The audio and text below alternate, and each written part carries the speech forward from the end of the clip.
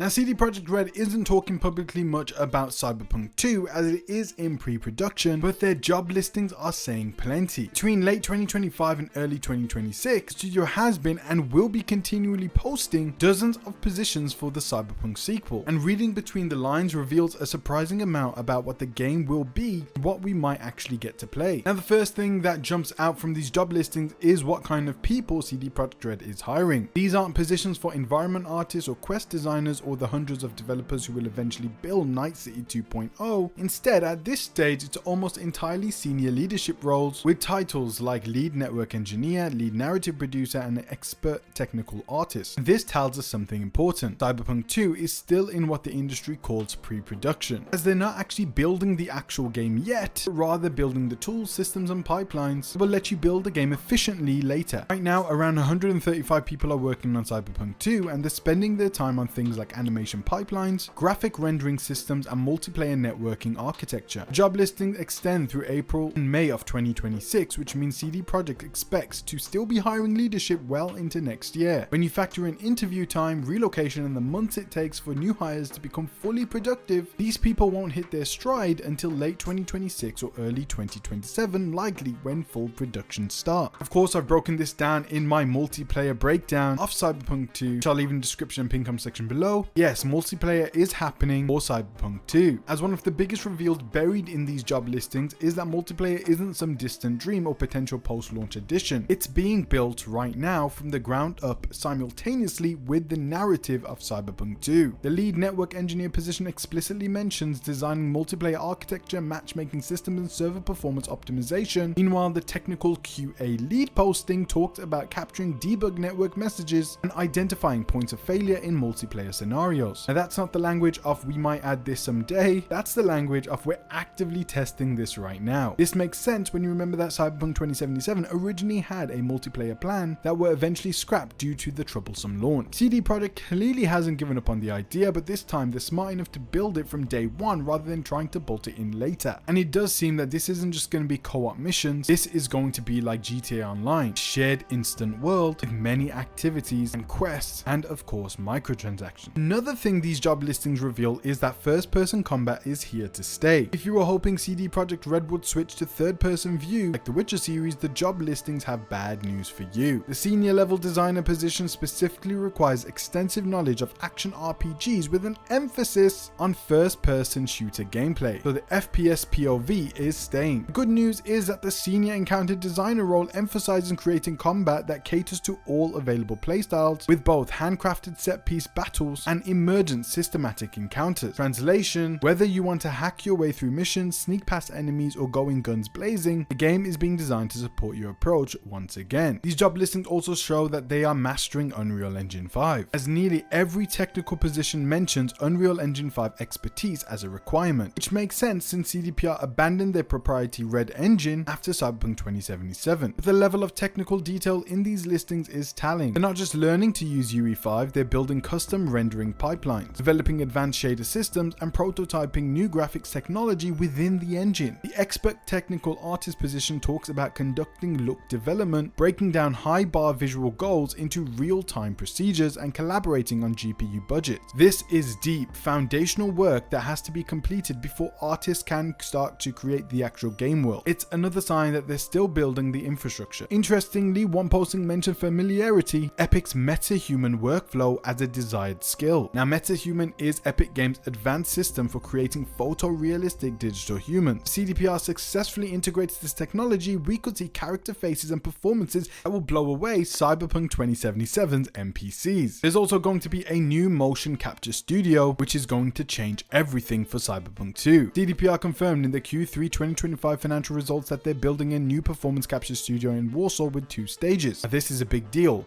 Having their own facility means they can capture performances more frequently, iterate faster, and avoid the scheduling nightmares that come with renting external studios. The lead narrative producer role specifically calls for experience with motion capture, performance capture, and voice recording production. Combined with new studio, this suggests CDPR is planning a significant leap in cinematic quality. Cyberpunk 2077 had some excellent performances, but the facial animation and body language sometimes fell short of games like The Last of Us Part 2 or even their own Witcher 3 cutscenes, and this time they're clearly aiming higher. Now, the game is of course being made in Boston, Warsaw, and Vancouver. Vancouver, with the Boston studio being the main hub, handling leadership roles, core gameplay systems, multiplayer infrastructure, and graphics technology. This makes sense given Boston's proximity to major AAA studios like Bethesda and its deep pool of engineering talent. Warsaw handled animation technical direction, new performance capture studio, and supporting production work. Vancouver likely handles environment art, supporting technical roles and QA testing. Specifics aren't mentioned in the listings. Canadian studio benefits from strong local game development talent and favorable tax incentives. Spreading development across 3 time zones creates challenges. It also enables near 24-hour development cycles when needed. Multiple job listings emphasize cross-functional collaboration and working with teams across multiple studios,